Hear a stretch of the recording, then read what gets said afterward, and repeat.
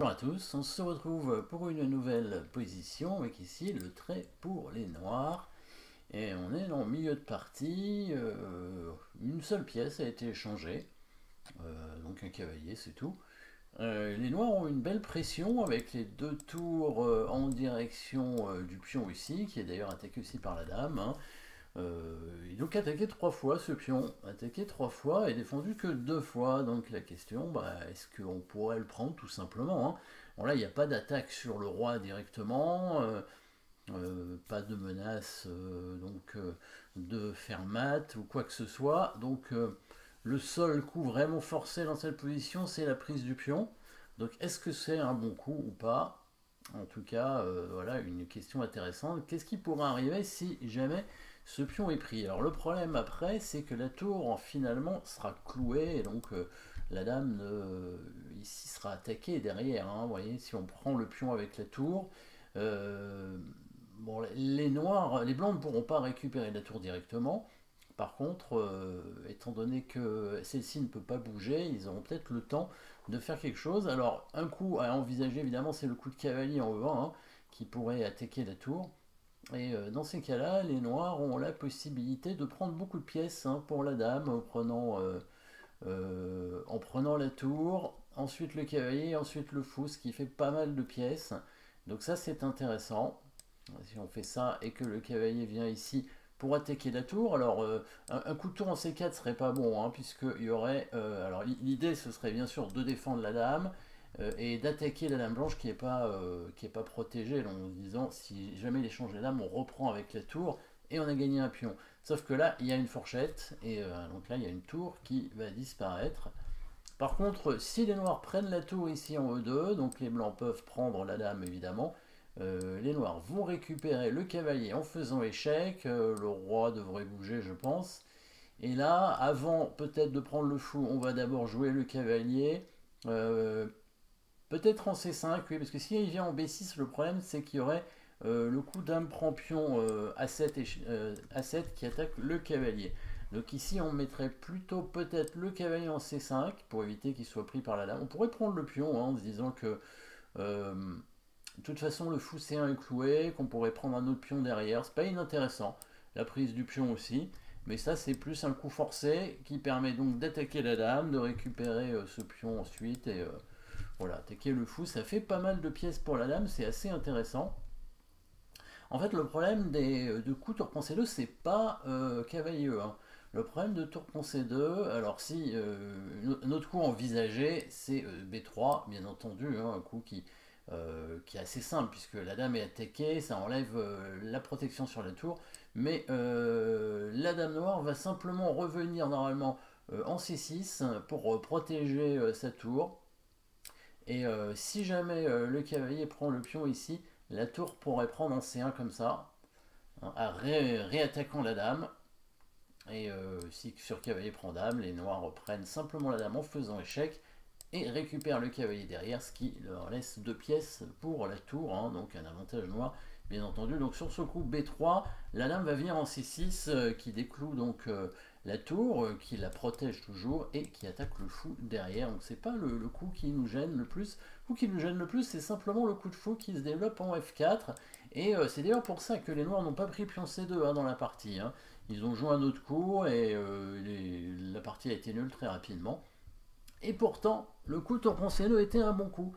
Il avait vu fou F4, mais il n'avait pas vu la suite qui était, c'est vrai, pas évidente. Puisque ici maintenant, qu'est-ce qui se passe? Le fou étant parti, il n'y a plus le coup tour prend C1. Donc finalement le coup B3 devient une menace, hein, B3 et attaque la dame, et quand la dame vient en C6, il y aurait cette fourchette qui prend D4, et là il y a plus le fou à attaquer en C1.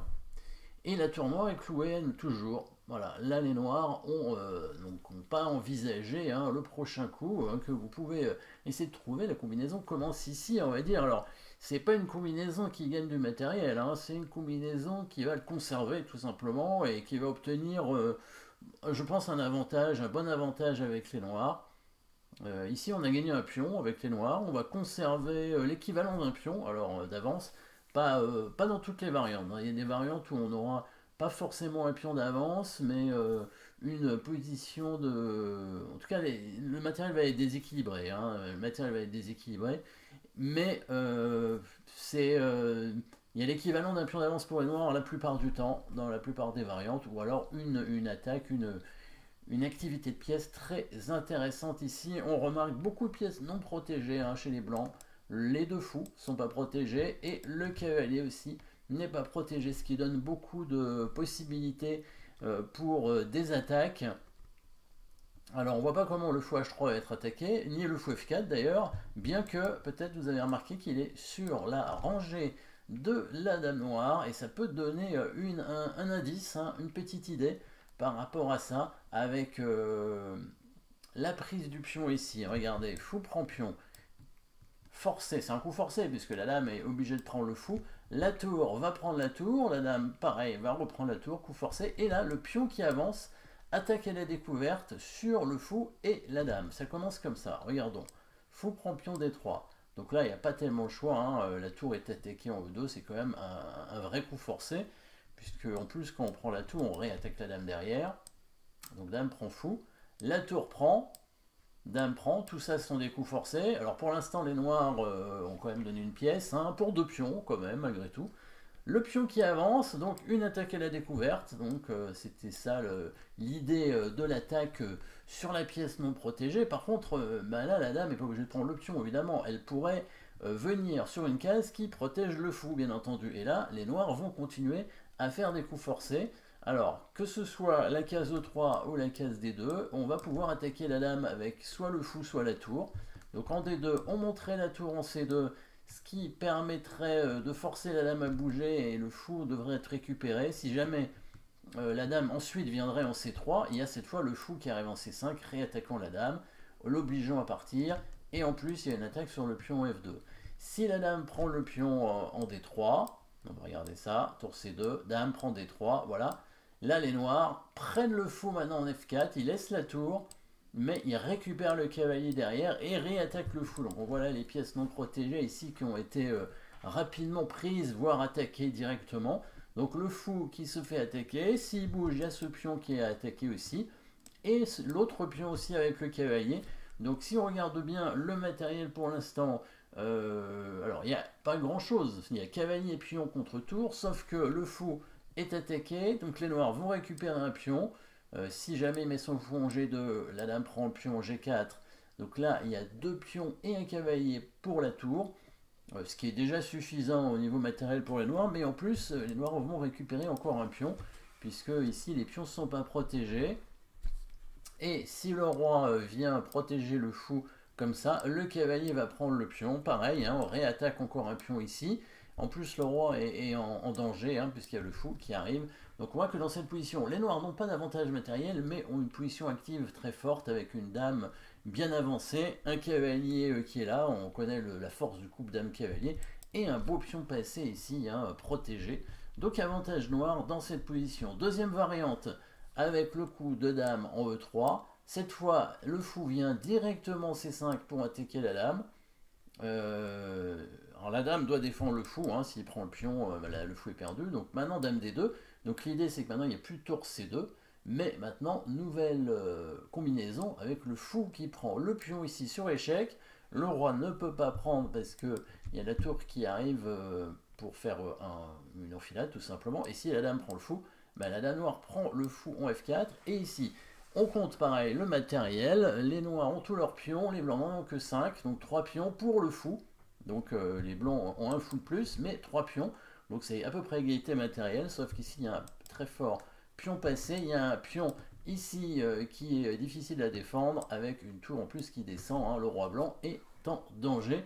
Donc avantage noir aussi dans cette variante, c'était compliqué hein, comme variante. Alors, le meilleur variante peut-être pour les blancs, qui n'était pas évidente sur le coup, c'est sur cette variante je crois d'ailleurs, sur fou C5. Le meilleur coup serait probablement le coup de tour en C1, bizarrement. Les blancs sacrifieraient la dame pour récupérer quelques pièces. Donc on prend sur échec, le roi bouge, le fou récupère ici. Voilà, et là on aurait une position, encore une fois, très déséquilibrée, avec tour et deux fous pour les blancs contre une dame et deux pions.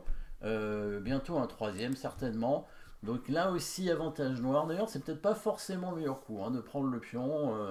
Le meilleur coup, c'est peut-être soit d'attaquer le cavalier avec la dame, soit d'attaquer la tour avec le cavalier. À voir quel est le mieux. Peut-être un échec aussi en D1. Voilà, peut-être cavalier B6, hein, comme je disais, pour venir donc attaquer la tour. Peut-être essayer de prendre le fou de case noire qui est assez intéressant chez les noirs. Donc là, les blancs ont la paire de fous, hein, donc ça peut être pas mal d'essayer de s'en débarrasser. Après, on peut prendre le pion à 2, hein, ça fait 3 pions. Ça, c'est peut-être la meilleure variante pour les blancs qui ont beaucoup de pièces pour la dame, mais les noirs ont beaucoup de pions aussi. Donc en tout cas, un coup très intéressant, hein, le coup de tour prend C2 ici, qui était un bon coup, qui aurait permis aux noirs certainement, dans la majorité des variantes, de prendre l'avantage. Pas une position gagnante, hein, mais des positions avec des matériels très déséquilibrés et pas mal de choses intéressantes derrière hein, à l'aide du pion passé. Mais les noirs n'ont pas osé, ou alors ils ont pas vu donc l'attaque sur le fou ici, hein, parce qu'ils ont vu le coup fou F4, hein, c'était le seul coup vraiment dangereux dans cette position pour éviter la prise du fou en C1. Par contre, ils n'ont pas vu la suite, peut-être il n'a pas osé, ils ont fait nul assez vite dans cette position, dommage, il y avait une bonne position ici pour les noirs. Voilà, merci d'avoir suivi cette position, n'oubliez pas de vous abonner et à très bientôt.